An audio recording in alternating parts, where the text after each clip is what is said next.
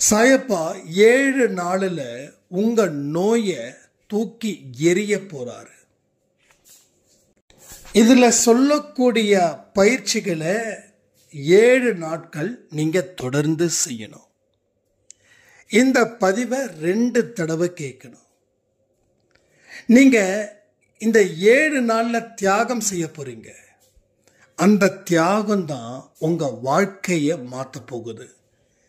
இந்த பயிற்சியை நீங்க செய்யறீங்கன்றத ஒருவருக்கும் சொல்லக்கூடாது. அதோட அடையாளமே இருக்கக்கூடாது. கடவுளுடைய அனுக்கிரகத்தால தான் உங்களுக்கு இந்த பதிவும் உங்க காதுக்கும் போய் சேருது. எல்லாமே ஆழ்ந்த நம்பிக்கையோட கேட்கணும். இதில் 6 இல்லை 7 ஒரு முறைகள் இருக்கு. அதை அத்தனை டாஸ்கையும் நீங்க கம்ப்ளீட் பண்ணணும். இதை கம்ப்ளீட் பண்ணிட்டேன்னா அடுத்த 7வது நாள் உங்க வாழ்க்கையில மிகப்பெரிய அற்புதம் நடக்கும். உடல் ரீதியாக இந்த பயிற்சி என்னைக்கு ஆரம்பிக்குதுன்னா, இன்னைக்கு ட்ரையல், இன்னைக்கு நீங்க ஸ்டார்ட் பண்ணணும். ஆனால் கணக்கின்படி நாளை முதல் இது ஆரம்பமாகும். ஸோ ஒரு இத்தனை நாள் கஷ்டப்படுத்தின ஒரு நோய் உங்கள் உடலில் இருந்து அடுத்த 7 நாட்களில் வெளியேறப் போகிறது.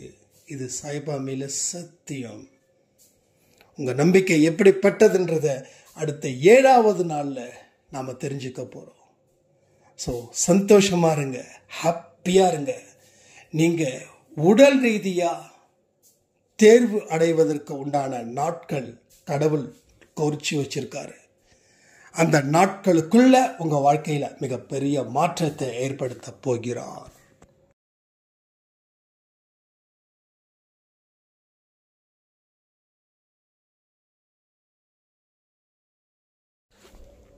சாய்ராம். என் உயிரின் உயிரானவர்களே, வாழ்க்கையில நாம பலம் இழந்து காணப்படுகிறோம். உடல் ரீதியா மன ரீதியா நாம பலகீனமானவங்களாகவே இருக்கிறோம். என்னைக்கே நம்ம வாழ்க்கையில துன்பங்கள் நம்மளை விட்டு போகுதோ அன்னைக்கே நாம் பலம் வாய்ந்தவர்களாகவும் மாறுகிறோம். உடல் பலகீனம், மன பலகீனம், இதனால நிறைய வெற்றி வாய்ப்புகளை, நிம்மதிய, சந்தோஷத்தை நாம இழக்கிறோம். ஆரோக்கியம் இல்லாமல் கஷ்டப்படக்கூடிய மக்கள் ஏராளம்.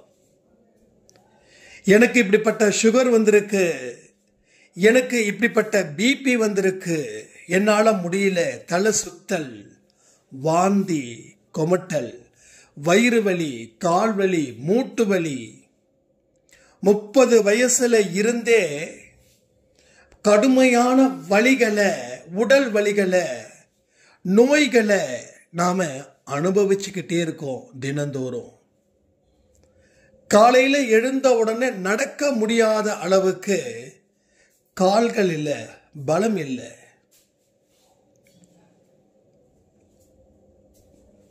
இதனால நம்ம மனசுல 1000 கவலைகள் சூழ்ந்து நிக்குது. மீண்டும் மீண்டும் மீண்டும் துன்பங்கள் புதுசா முளைக்குது. இதையெல்லாம் சரி பண்ணுவதற்கு எத்தனையோ முயற்சிகளை நாம செய்கிறோம். ஆனா எந்த முயற்சியும் பலன் அளிக்கல. இன்னைக்கு இந்த விஷயத்தை பத்தி தான் இந்த பதிவே நம்ம கொடுக்கிறோம். ஆரோக்கியமா இருக்கணும் அப்படின்ற விரும்புறவங்க கடவுளுக்கு ஒரே ஒரு வார்த்தை நீங்க விண்ணப்பம் வைக்கிறீங்களா? கமெண்ட்ல, சாயப்பா எனக்கு ஆரோக்கியத்தை தாங்க. நீங்க அப்படி தருவதற்காக நான் உங்களுக்கு நன்றிகளை மனப்பூர்வமா சொல்லிக்கிறேன். இன்னும் சில நாட்களில் ஆரோக்கியமான மனுஷனா நான் இருப்பேன் அப்படின்னு கமெண்ட்ல போஸ்ட் பண்ணுங்க. உங்களுடைய ஒவ்வொரு விண்ணப்பமும் கடவுளால கேட்கப்படும், கடவுளால ஏற்கவும் படும். இதற்கு நாம என்ன செய்யணும் அப்படின்றது தான் இந்த பதிவு. முதல்ல ஆழமான நம்பிக்கை இருக்கணும். அது முதல் படி. எந்த விஷயமா இருந்தாலும் சரி, ஒரு ஆழமான நம்பிக்கை. மேலோட்டமான நம்பிக்கை எந்த இடத்துலையும் அது சக்சஸ் ஆகாது. நம்மளுடைய அந்த டீப் கான்ஃபிடென்ட் இருக்கு இல்லையா, அதுதான் நமக்கு மிக மிக முக்கியமான ஒரு விஷயம். அதை நீங்க எந்த அளவுக்கு இனி செய்ய போறீங்க அப்படின்றது தான் இந்த பதிவில் நான் சொல்லக்கூடிய விஷயங்கள். உண்மையிலே சொல்றேனே, நமக்கு வழிபாட்டு முறைகளும் தெரியல, நம்பிக்கை எப்படி வைப்பதுன்னு தெரியல, இவ்வளவு பெரிய சேலஞ்சை எப்படி நம்ம ஃபேஸ் பண்ணி எப்படி சால்வ் பண்ண போறோம் அப்படின்றதும் தெரியல. வழி தெரியாம விழி பிதுங்கி நின்னுகிட்டு இருக்கோம். எந்த வழியில போறது? இவர் சொன்ன வழியில போறதா, அவர் சொன்ன வழியில போறதா, இல்ல நான் நினைச்ச வழியில போறதா அப்படின்னு ஒரு 3 வழிகளை ஏற்பாடு பண்ணியிருக்கோம். அந்த 3 வழிகளில் எதுல போறதுன்னு சொல்லி காலத்தை, நேரத்தை, உங்க பொன்னான வாழ்க்கையை நீங்க இழந்துட்டீங்க. ஏன்னா முயற்சிகள் எதுவுமே செய்யல. நான் முதல்ல சொல்லக்கூடிய விஷயத்தை புரிஞ்சுக்கோங்க. இதுவரைக்கும் நீங்க என்ன பண்ணீங்கன்னு சொல்றேன், இனி என்ன பண்ண போறீங்கன்னு, என்ன பண்ணணும்ன்றதையும் நான் சொல்றேன். இதுவரைக்கும் நாம பண்ணது இவர் வழியில போறதா, அவர் வழியில போறதா, அதாவது மனிதர்களை பத்தி சொல்றேன், இல்ல நான் ஒண்ணு நினைச்சு என்னுடைய அறிவுக்குள்ள ஒரு உட்பட்டதே அந்த வழியில போறதா?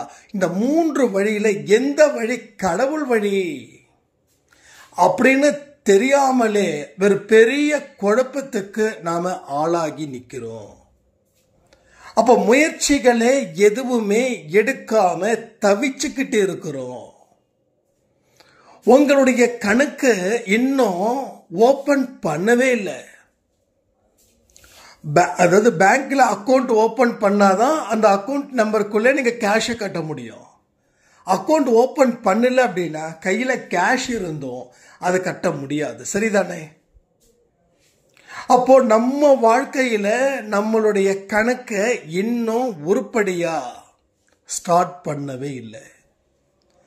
அப்ப இந்த 3 வழியில எந்த வழி? என்னுடைய வழியில போறதா, இல்ல அவர் வழியா, இல்ல இவர் வழியா? இந்த 3த்துல கடவுளுடைய வழி எவ்வழி?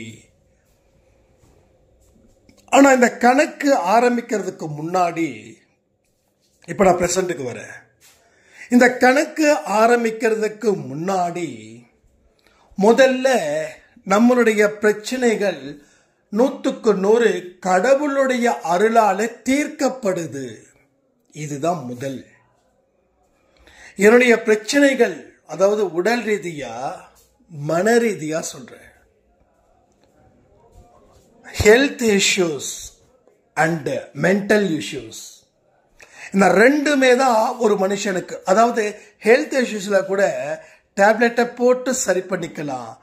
ஆனா மென்டலா சில இஷ்யூஸ் இருக்குமே, அதுக்கு டேப்லெட், ஒரே ஒரு டேப்லெட் தான். என்ன தெரியுமா? நம்பிக்கை அப்படின்ற ஒரே ஒரு டேப்லெட். அப்போ என்னுடைய பிரச்சனைகளை எப்படி தீர்க்கணும்னு நான் முடிவு பண்ண ஒரு எக்ஸ்பீரியன்ஸ் உங்களுக்கு ஹெல்ப் பண்ணணும்னு நான் நினைக்கிறேன். அந்த எக்ஸ்பீரியன்ஸ் எப்படிப்பட்டது அப்படின்னா,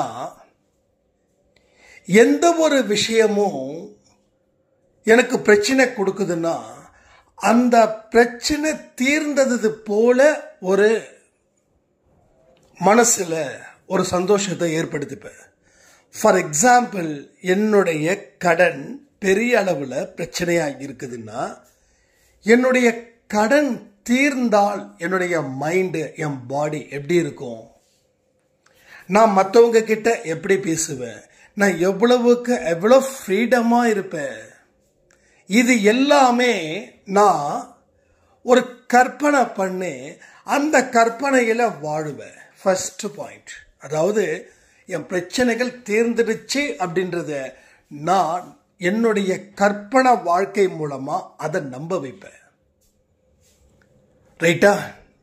இப்போ என்னுடைய மனசுல இருக்கிற பதட்டம் குறையும். ஏன்னா இந்த கடன் முடிஞ்சிடுச்சுன்னா வாழ்க்கை எவ்வளவு ஆனந்தமா இருக்கும் அப்படின்றத நான் ஆசைப்பட ஆரம்பிக்கிறேன். ஆசைப்பட்டது தான் இங்க எல்லாமே நடக்குது. நீங்க ஃபார் எக்ஸாம்பிள் ஒரே ஒரு விஷயம், நீங்க உங்க வீட்டில் ஒரு பொருள் வாங்குறீங்கன்னு வச்சுக்கோங்க. அந்த பொருளை ஏற்கனவே நீங்க ஆசைப்பட்டதால தான் அந்த பொருளை வாங்க முடியும். ஃபார் எக்ஸாம்பிள் ஒரு பைக் வச்சுக்கலாம், இல்லை கொஞ்சம் மேலே போனால் ஒரு கார் வச்சுக்கலாம், இல்லை ஒரு வீட்டை வச்சுக்கலாம், இல்லை ஒரு நார்மல் வீட்டில் இருப்போம், இன்னும் கொஞ்சம் ஹை லெவலில் இருந்தால் நல்லா இருக்குமேனு. அப்போ நாம என்னைக்கோ ஆசைப்பட்டது அது இன்னைக்கு நடந்திருக்குது. நீங்க ஆசைப்படலைன்னா அது நடந்திருக்காது. இந்த கலர்ல தான் நான் ட்ரெஸ் எடுக்கணும், இந்த மாதிரி தான் நான் ஜுவல்ஸ் வாங்கணும், இது மாதிரி தான் நான் ஒரு பைக் வாங்கணும் அப்படின்னு என்னைக்கோ ஆசைப்பட்டது இன்னைக்கு நடக்கும். அப்போ ஆசைக்கு அவ்வளவு பவர் இருக்குது. இன்னைக்கு பல துன்பத்தை நாம அனுபவிக்கிறோம் அப்படின்னா அதுவுமே ஆசைப்பட்டதன் விளைவுதான்.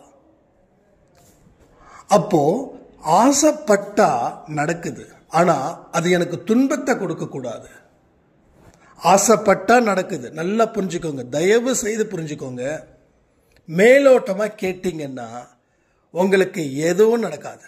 ஆழமா கேட்டாதான் புரியும். நீங்க அன்னைக்கு ஆசைப்பட்டது இன்னைக்கு நடக்குதா இல்லையா? எத்தனை பேர் ஒத்துக்கிறீங்க? ஒத்துக்காதவங்களும் கமெண்ட் பண்ணுங்க. ஏன்னா இங்க நான் பேசுறத தான் நீங்க கேட்கணும். நான் சொல்றதுக்கெல்லாம் நீங்க ஓகே சொல்லணும்.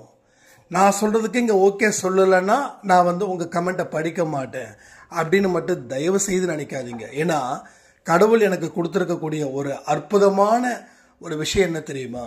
வெற்றியும் தோல்வியும் ஒரே போல எடுத்துக்கோ, ஒரே மாதிரி எடுத்துக்கோ. வெற்றி வந்தா ஆடாது, தோல்வி வந்தா துவண்டு போகாது. அதுக்கு தான் நான் சொல்றேன். அப்ப நம்ம ஆசைப்பட்டது இங்க நடக்குது. அப்ப ஆசைப்பட்டா நடக்குதுன்ற ஒரு முக்கியமான ஒரு செய்தியும் இங்க கிடைக்குது. அப்போ ஆசையே துன்பத்திற்கு காரணம் அப்படின்னு புத்தர் சொன்னாரு, உண்மை. அதே போல கொஞ்சம் திருத்தி ஆசையே இன்பத்திற்கும் காரணம். ஆசை துன்பத்திற்கு காரணம் தான் சொன்னாங்க, ஆசையே இன்பத்திற்கும் காரணமா இருக்குது. இனி உங்க உடம்புல எந்த வலி இருந்தாலும் சரி, இன்னைக்கு ஒரே ஒரு விஷயத்தை பண்ணலாமா? இந்த ஆடியோ கேட்டு முடிச்ச உடனே ஒரு டம்ளர் தண்ணி, அதுல உங்க வீட்டில் உதி இருந்துச்சுன்னா அந்த உதி இல்லை அப்படின்னா வெறும் தண்ணி போதும். அந்த தண்ணிய கையில வச்சு சாய்ப்பா முன்னாடி ஒரு 5 நிமிடம் பிரார்த்தனை செய்ய முடியுமா? பிரார்த்தனை செய்ய முடியுமா? இப்போ உங்க உடம்புல இருக்கக்கூடிய நோயை திங்க் பண்ணுங்க.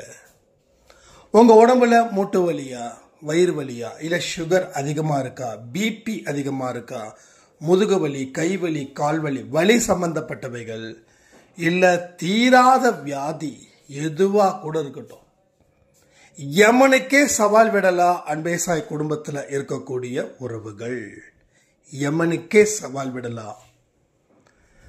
அப்போ இன்னைக்கு இப்போ இந்த பதிவு முடிஞ்சதுக்கு அப்புறம் தொடர்ந்து நான் சொல்லணும், இந்த பதிவு முடிஞ்சதுக்கு அப்புறம் நீங்க ஒரு டம்ளர்ல தண்ணீர் அதை எடுத்து சாய்ப்பா முன்னாடி நின்று அந்த தண்ணீரை ஒரு 2 நிமிஷம் கூர்ந்து பாருங்க. 2 நிமிஷம் கண்ணை சிமெண்டாம பாருங்க. அந்த தண்ணி கடவுளால் கொடுக்கப்பட்ட ஒரு சுத்தமான தண்ணி. கடவுளால் கொடுக்கப்பட்ட ஒரு சுத்தமான தண்ணி. அந்த தண்ணியை பார்த்து நீங்க நான் சொல்ற மாதிரி ஆழமா நம்பிக்கையோட சொல்லணும். ஆழமான நம்பிக்கை இல்லைன்னா இட்ஸ் அ ஃபெயிலியர். அந்த தண்ணியை பார்த்து நீங்க சொல்ல வேண்டிய விஷயங்கள் என்ன தெரியுமா? இந்த தண்ணீர் என்னுடைய உடல்ல இருக்கக்கூடிய நோய்களை அகற்றி போடும். இந்த தண்ணீர் என் உடம்பில் இருக்கும் நோயை தீர்க்கும். இந்த தண்ணீர் கடவுளுடைய பாதத்தில் இருந்து வந்த ஒரு தண்ணீர். இந்த தண்ணீர் கடவுளுடைய பாதத்தில் இருந்து வந்த ஒரு தண்ணீர். நல்லா புரிஞ்சுக்கணும். உங்க நோய்கள் தீரணும் அப்படின்னா இந்த மாதிரி விஷயங்களை தான் நம்ம பேச போறோம். இதை தான் செய்யணும். இது எத்தனை நாளைக்கு செய்யணும் அப்படின்னா, இன்னைக்கு டைம் எந்த டைமாக இருந்தாலும் ஓகே. இன்னைக்கு ஜஸ்ட் ஒன்லி ட்ரையல் மட்டும்தான். நாளைக்கு தான் மெயின் பிக்சரே. நாளைக்கு உங்க எந்த டைமும் இருக்கட்டுங்க. நீங்க 4 மணி எழுந்திருக்கிறீங்க, 6 மணி. ஸோ டைம்க்கு நான் இதுக்கு மட்டும் டைம்க்கு நோ லிமிட். இதுக்கு ஏன் அப்படி சொல்றேன்னா, உடம்பு முடியாம இருக்கிறவங்க தான் இந்த பயிற்சி எடுக்கிறாங்க. அவங்க கிட்ட போயிட்டு நீங்க 4 மணிக்கு எழுந்திருக்கணும் சொன்னா அப்ப நான் முட்டாளாயிடுவேன்ல. சாய்ப்பாட குழந்தைங்க என்னைக்குமே பிரைட்டா தானே இருக்கணும். அப்போ உங்களுக்கு எது கன்வீனியன்ட் டைமிங்கோ, உங்க கன்வீனியன்ட் டைம், உங்க வசதியான நேரம் எதுவோ அந்த நேரத்தை நீங்க ஃபிக்ஸ் பண்ணுங்க. அது காலையில 7 இருக்கட்டும், 10 இருக்கட்டும், 11 இருக்கட்டும், 12 இருக்கட்டும், 1 மணியா இருக்கட்டும், 2 மணியா இருக்கட்டும், 24 மணி நேரத்தில் ஏதோ ஒரு நேரத்தை எடுத்துக்கொள்ளுங்கள்.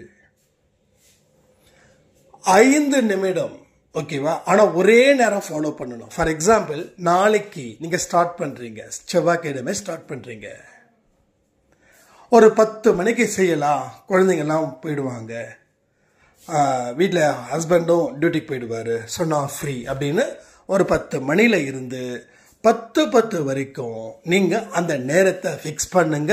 ஜஸ்ட் 7 டேஸ், 7 நாட்கள், காலை மாலை இந்த 2 வேலையும் செய்யணும். காலையும் செய்யணும், மாலையும் செய்யணும். நீங்க அதுக்கு போட்டுக்கக்கூடிய டேப்லெட் இருக்குல்ல, அந்த டேப்லெட்டையும் சாயப்பாவோட பாதத்தில் வச்சிடுங்க. ஓகே, அது செகண்டரி தான். ஆனா பிரைமரி வாட்டர். நல்லா கேட்டுக்கோங்க, பிரைமரி இஸ் அ வாட்டர். ஏதாவது டாக்டர்ஸ் மாத்திரை கொடுத்தாங்க ரெகுலரா, நீங்க சுகர் பிபி எடுக்கிறீங்கன்னா அந்த டேப்லெட்டும் சாயப்பாவுடைய பாதத்திலே இருக்கட்டும். இப்ப இந்த தண்ணீர் தான், இப்ப நான் 2 பாயிண்ட் சொல்லியிருக்கேன். இந்த நோய்கள் தீர்க்கப்படும் இந்த தண்ணீரினால். இந்த தண்ணீர் கடவுளுடைய பாதத்தில் இருந்து பெற்ற ஒரு நீர். ஓகேவா? 2 பாயிண்ட் சொல்லியாச்சு. 3வது பாயிண்ட், இந்த தண்ணீர் மட்டுமே எனது நோயை தீர்க்கும், என்னுடைய மாத்திரையை குறைக்கும். இந்த தண்ணீர் மட்டுமே எனது நோயையும் தீர்க்கும், எனது மாத்திரையையும் குறைக்கும். 4 மாத்திரை சாப்பிட்ற இடத்துல அடுத்தது எத்தனை மாத்திரை சாப்பிட போறீங்க தெரியுமா? 2 மாத்திரை. 2 மாத்திரை சாப்பிட்ற இடத்துல எவ்வளவு சாப்பிட போறீங்க தெரியுமா? ஜஸ்ட் ஒன்லி 1 மாத்திரை மட்டும், ஒரே ஒரு மாத்திரை மட்டும். அப்போ நோயோட தீவிரம் குறைஞ்சுதான் நோய் பரிபூர்ணமா குணமாகும். அப்போ இதை 7 நாட்கள் தண்ணீர் மூலமா நீங்க சொல்லக்கூடிய வார்த்தைகள் தான் இவைகள். மொத்தம் எத்தனை பாயிண்ட் சொல்லியிருக்கேன்? 3 பாயிண்ட் சொல்லியிருக்கேன். இங்க பாருங்க, நான் எதுவும் எழுதி படிக்கல, அதனாலதான் அப்பப்ப நான் பேசிக்கிட்டே சில விஷயத்த சொல்லிக்கிட்டே இருக்கேன். ஸோ நீங்க தான் இங்க கரெக்டா எழுதணும். ஓகேவா? கரெக்டா எழுதணும். ஏன்னா நம்ம இதை தான் பேச போறோம் அப்படின்னு உங்களுக்கே தெரியும். நான் நிறைய சொல்லியிருக்கேன், அது எனக்கு தெரியாது அப்படின்னு. இந்த 3 பாயிண்ட் வந்துருச்சுன்னு நினைக்கிறப்ப 3 பாயிண்ட் வந்துச்சு. 4வது பாயிண்ட் மிக மிக மிக மிக வேலிட் பாயிண்ட். இந்த தண்ணீர் ரகசியத்தை ஒருவனிடமும் நான் சொல்ல மாட்டேன். இது ரொம்ப ரொம்ப முக்கியம், ரொம்ப ரொம்ப முக்கியம். இதை எப்ப சொல்லணும் அப்படின்னா, யாராவது உங்க நோய்கள் தீர்ந்ததை பார்த்து ஆச்சரியப்பட்டாங்கன்னா அன்னைக்கு சொல்லணும். அது வரைக்கும் சொல்லக்கூடாது. அது வரைக்கும் ஒருவருக்கும் இதை சொல்லாமல் ரகசியங்கள் உங்கள் மனதில் காக்கப்பட வேண்டும். ரைட்டா? இதை ஒருவருக்கும் சொல்லக்கூடாது.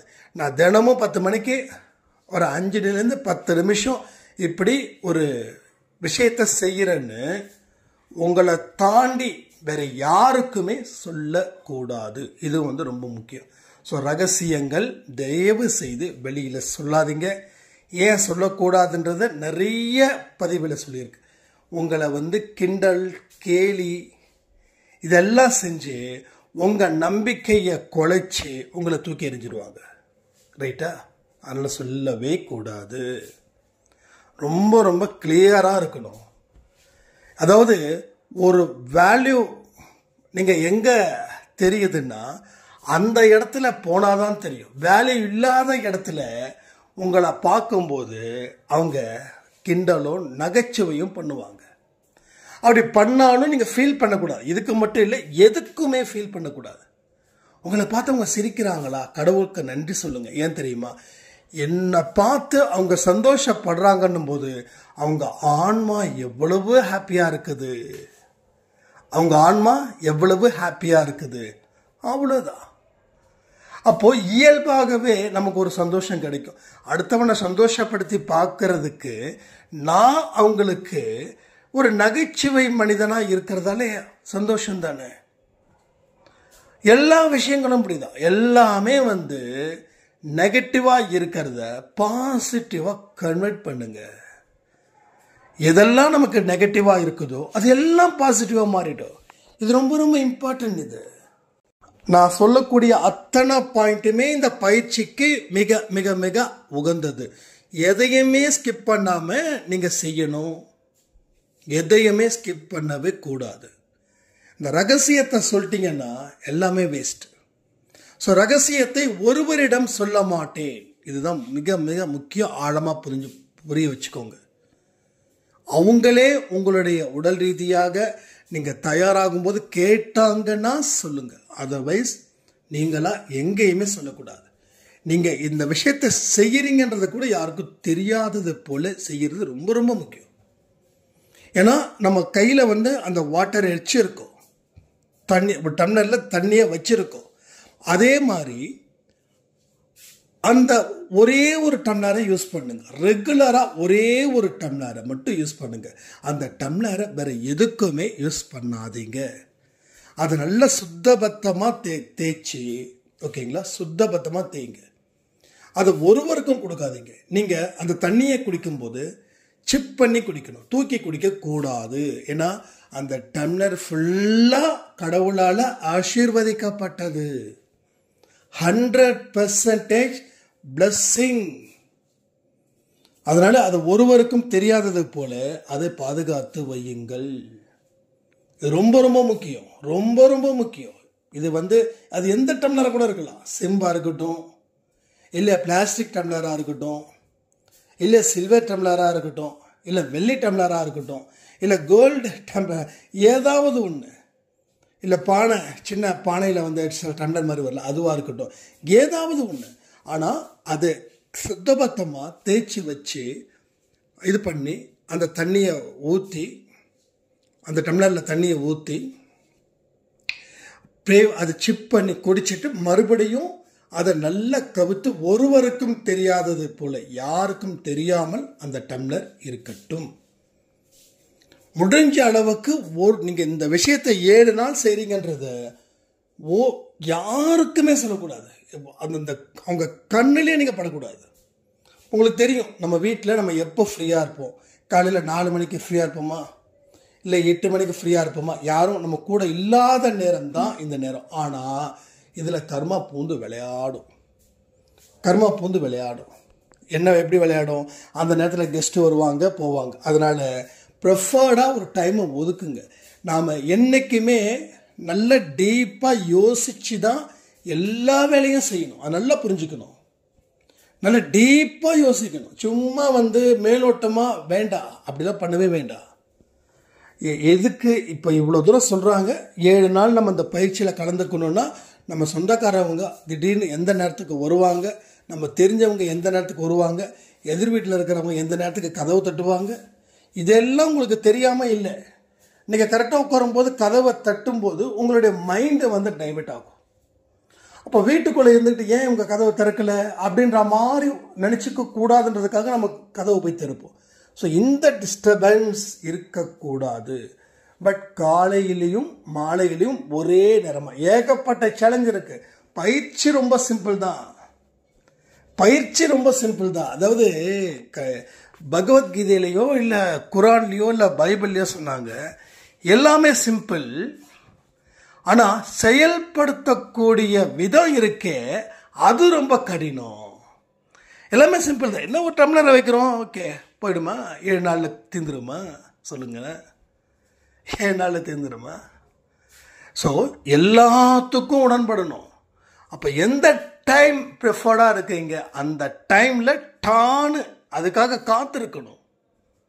இப்போ ஒரு ரெகுலராக 10 மணிக்கு இந்த பயிற்சி செய்கிறீங்க 7 நாள் அப்படின்னா கரெக்டாக 10 மணிக்கு அவசரமாக இந்த டம்ளர்லாம் எடுத்து வைக்கக்கூடாது. 10 மணி செய்ய பிரார்த்தனை பண்ணுறது ஜஸ்ட் 5 மினிட்ஸ்.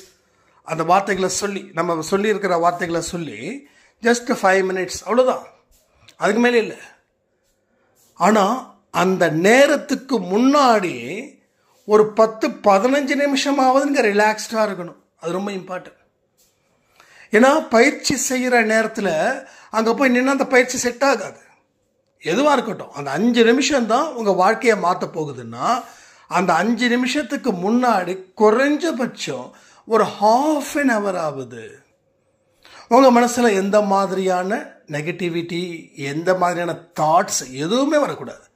அதுக்காக வரவே கூடாதுன்னு நான் சொல்ல முடியும். எந்த அளவுக்கு கண்ட்ரோல் பண்ணி அந்த அந்த நேரத்துக்காக காத்திருக்கணும். காத்திருக்கும்போது இயல்பாக நீங்கள் பிரார்த்தனை செய்யணும். இயல்பாக நல்லா புரிஞ்சுக்கோங்க, நேச்சுரலாக.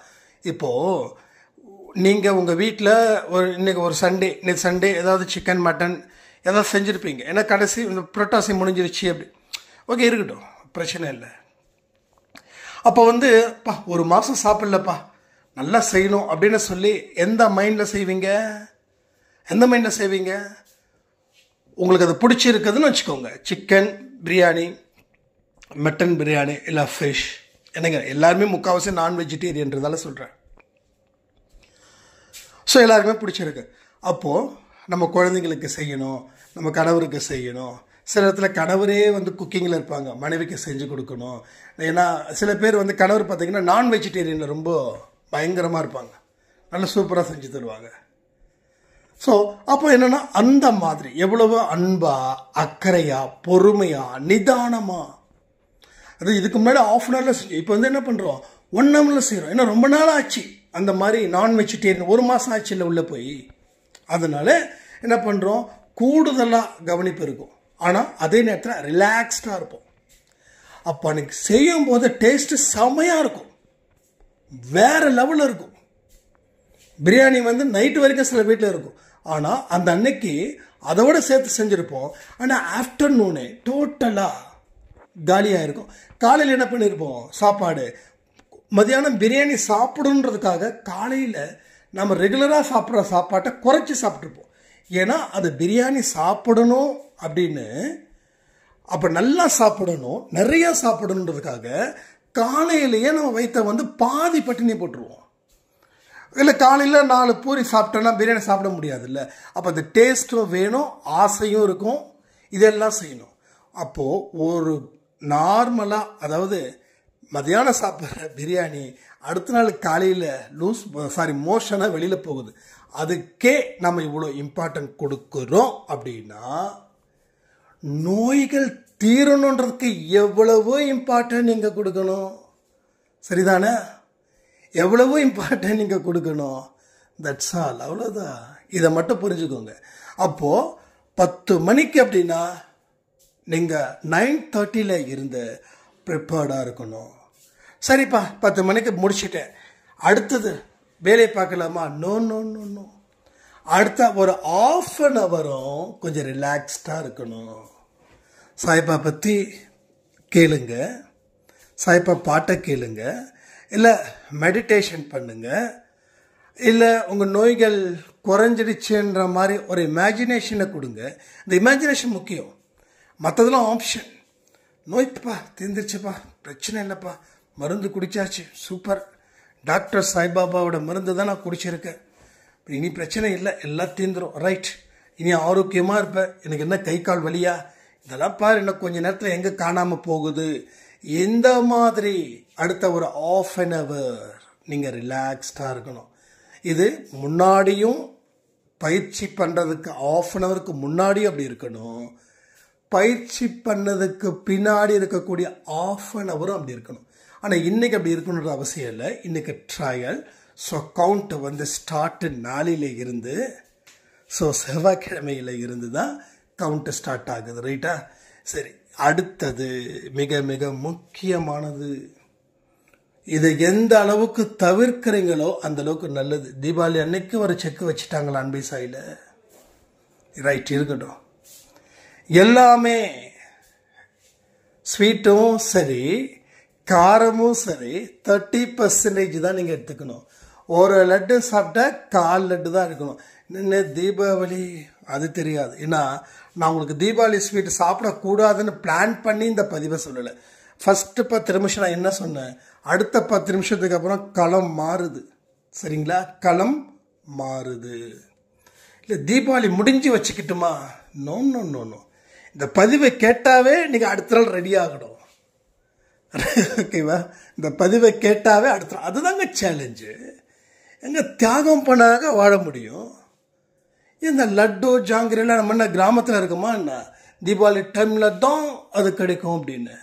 தீபாவளி முடிஞ்சதுக்கப்புறமும் அந்த கடை இருக்கும். அப்போது இன்னும் நல்ல தரமான ஸ்வீட்டாக கொடுப்பாங்க. ஏன்னா அவசரமாக போகும்போது அங்கேயும் சில பிரச்சனைகள் வரும். This is a sacrifice, this is a sacrifice. நீங்கள் தியாகம் பண்ணுங்க. நீங்கள் தியாகம் பண்ணும்போது அந்த தியாகம் உங்களை வலிமையாக்கும். தியாகம் என்றைக்குமே குறைச்சி மதிப்பிடாதீங்க. அப்போது நீங்கள் சாப்பிட வேண்டான்னு சொல்லலை, ஆனால் 30% தான் சாப்பிடணும். 4 லட்டு சாப்பிடுவோம் இன்றைக்கி ஒரு நாள் அப்படின்னா ஒரே ஒரு லட்டை மட்டும் சாப்பிடணும். சரி, லட்டை சாப்பிட்டதுக்கப்புறம் ஒரு கசப்போ ஒரு துவர்ப்போ கண்டிப்பாக உங்கள் உணவில் இருக்கணும். ஒரு கசப்போ இல்லை துவர்ப்போ இது கண்டிப்பாக இருக்கணும், ரைட்டா? கண்டிப்பாக இருக்கணும். உணவு கட்டுப்பாடும் இந்த 7 நாளைக்கு இருக்கணும். சிக்கன் மட்டன் எதை சாப்பிட்டாலும் சரி 30% தான். எந்த உணவை எடுத்துக்கிட்டாலும் 30% தான். சுகரை முடிஞ்ச அளவுக்கு அவாய்ட் பண்ணிடுங்க. ஒயிட் சுகர் எந்த காரணத்தை கொண்டும் அன்பை சாய் குடும்பத்தில் இருக்கிறவங்க எடுக்கவே கூடாது. ஆனால் ஒயிட் சுகரால் தான் மற்ற ஸ்வீட் பண்ணுறாங்க, அதுக்கு எக்ஸம்ஷன் 30%. மற்றபடி காஃபி டீ இதில் வந்து ஒயிட் சுகர் போடக்கூடாது, ரைட்டா? அப்போது கசப்பும் துவர்ப்பும் எடுத்துக்கணும். ஸ்வீட் சாப்பிட்றதுல 30% தான் இருக்கணும். பேரளவுக்கு அதை சாப்பிடுங்க.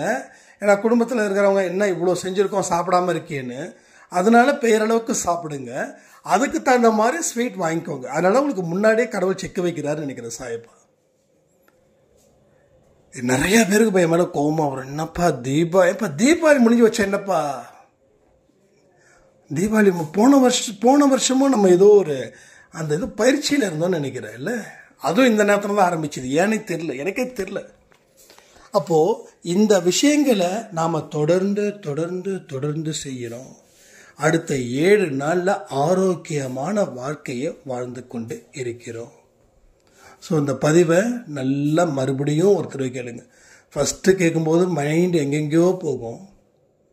மறுபடியும் 2வது வாட்டி கொஞ்சம் ½ அன் ஹவர் கழித்து கேளுங்க. உடனே கேட்காதீங்க, ½ அன் ஹவர் கழிச்சு கேளுங்க. ஆக மொத்தம் 2 தடவை இந்த பதிவை கேட்டு அதுக்கப்புறமா பயிற்சி தொடங்குங்க, ரைட்டா? 2 தடவை பயிற்சி இந்த ஆடியோவை கேட்கணும், எல்லாரும் கேட்கணும். யாரெல்லாம் 2 முறை கேட்டீங்களோ அவங்க எனக்கு கமெண்ட் பண்ணுங்கள். முடித்த உடனே கேட்காம மினிமம் ½ அன் ஹவர் மேக்ஸிமம் அந்த டேக்குள்ளே கம்ப்ளீட் பண்ணுங்கள். அடுத்த 8 மணி ஆடியோக்கு முன்னாடி கம்ப்ளீட் பண்ணுங்கள். 8 மணிக்கு நான் இதை பற்றி தான் பேசுவேன். யார் யார் என்னென்னலாம் செஞ்சீங்க அப்படின்னு எனக்கு ரிசல்ட் வரணும்னு சொல்லி இந்த பதிவை நான் முடிக்கிறேன். ஜெய் சாய்ராம்.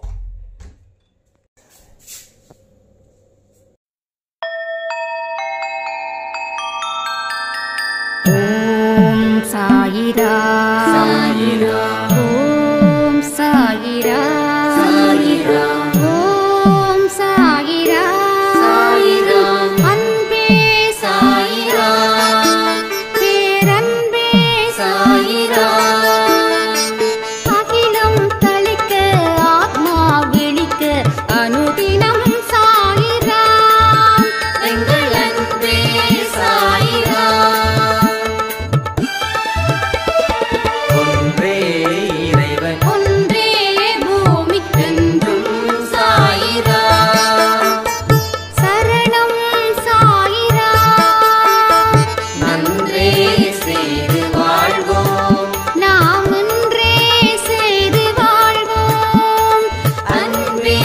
சாயிரா.